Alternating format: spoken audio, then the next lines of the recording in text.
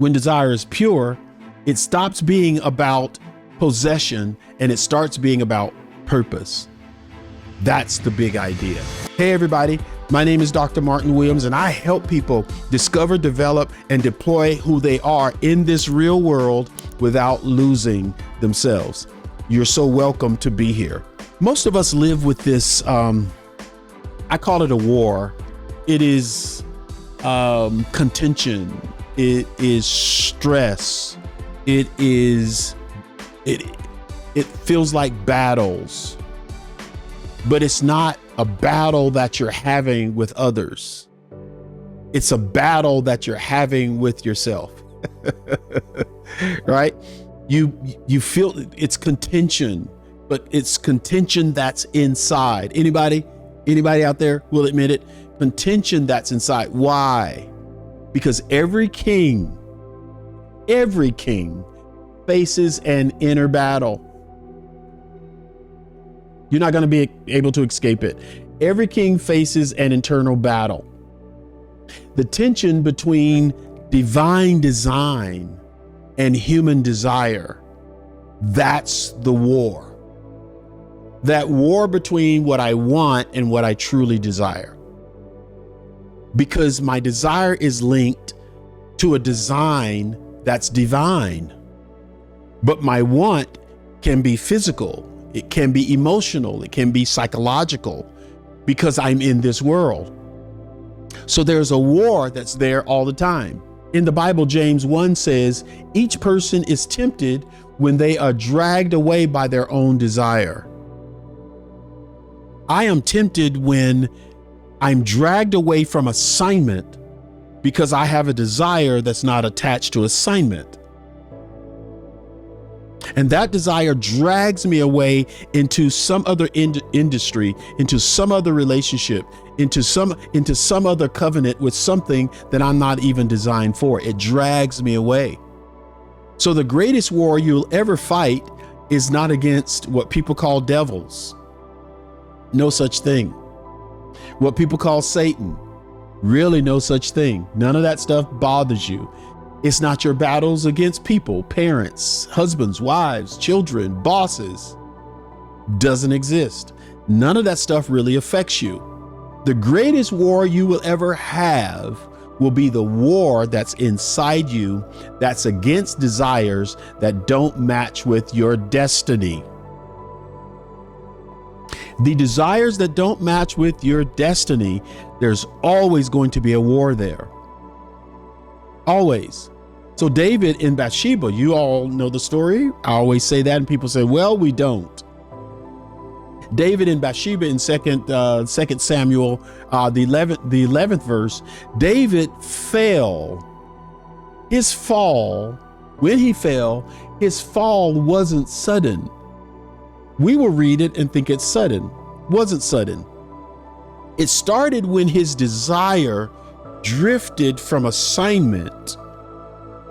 When his desire drifted from assignment, and instead of being in the place of conquering, he stayed home and sent people to conquer.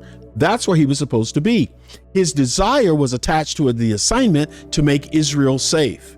Your desire is attached to an assignment that fits why you're here. When you get distracted from that and you're drug away by something else, bad things happen.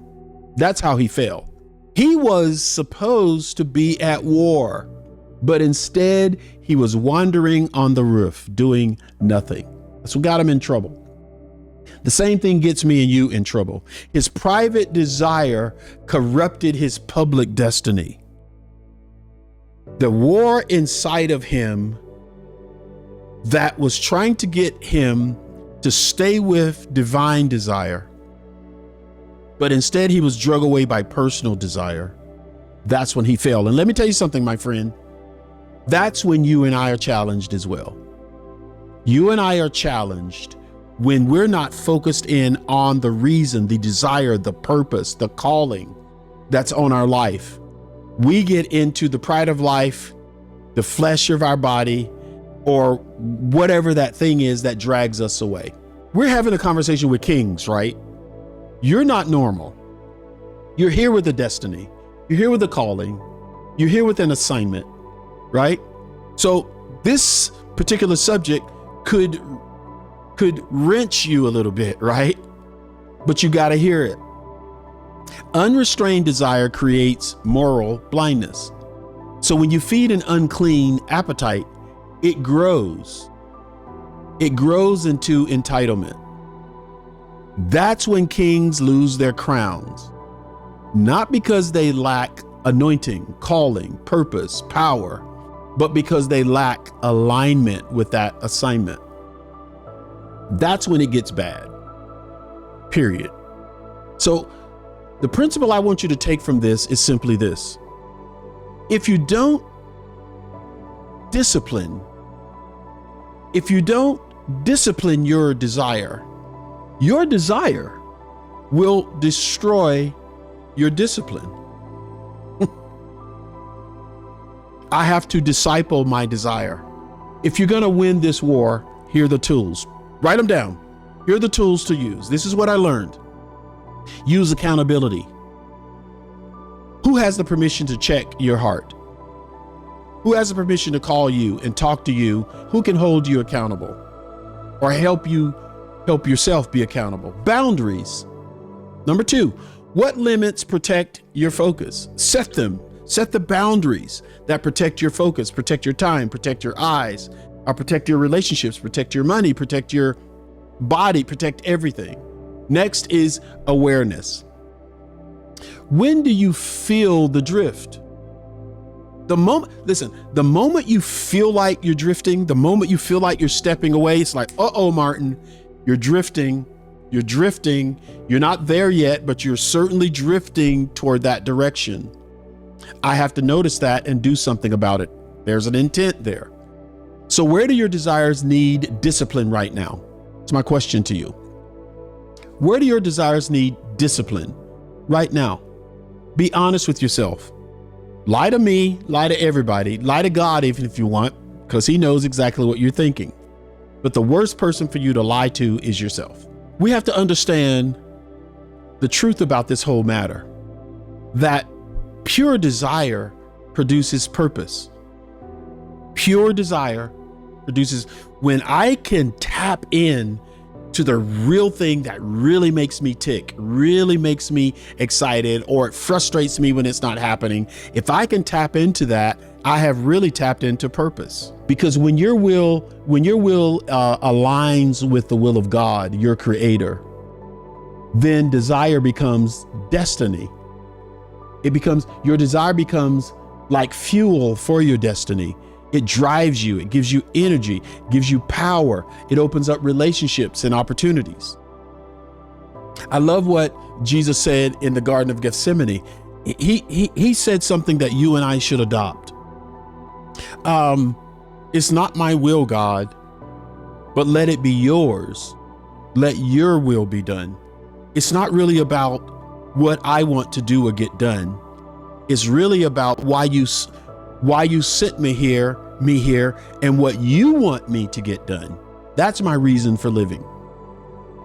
Once we tap into that, life changes. Everything changes. Your body changes. Your mind changes. Your relationship changes. Your money changes. Wealth is found in that desire. That's where it's found. So even the Son of God had to align his desire with his Father's design. Align with the design for your life. That's when things start to happen. The purest form of desire is obedience. Finding out what it is and obeying it. That's the purest form of desire, is to just be obedient. Jesus desired to do what his Father wanted him to do. It's your will, not mine. That's why I'm here. That's why I exist. Period, point blank. I have no other reason for my existence except I was sent here for an assignment. His obedience opened up a world of salvation for everyone, for entire humanity. And I believe that your obedience to assignment and to desire will do the same for you. Pure desire births generational impact.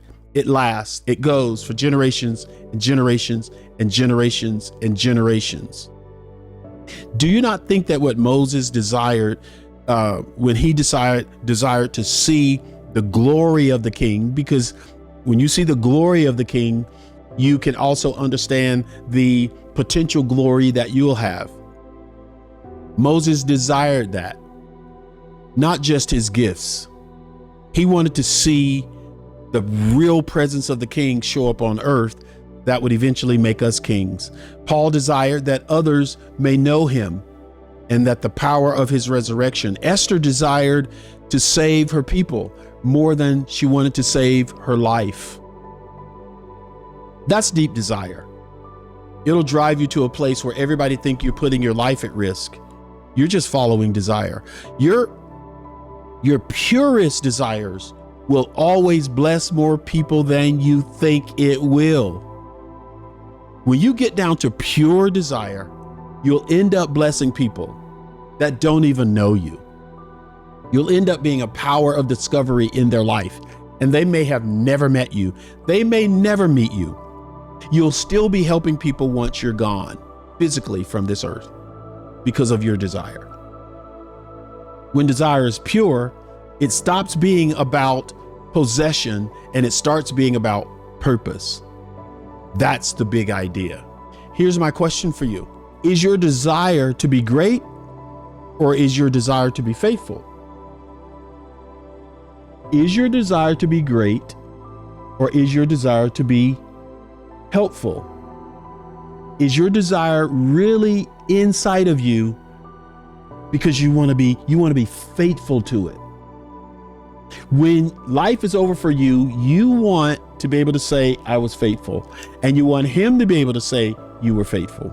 Look to be a king. That's power, my friend. Be a king. Be a person who knows who they are, developed who they are, and they deploy who they are. Be a king. That's what changes life for all of us. There's a war within the king all the time. This untrained desire can corrupt your destiny if you're not paying attention to your desire. Pure desire produces purpose. Obedience is the highest desire you and I should have. Obedience to calling, obedience to our reason, obedience to our purpose, our obedience to God, our design. That should be your highest desire. Subscribe to this channel and go ahead and watch the next video.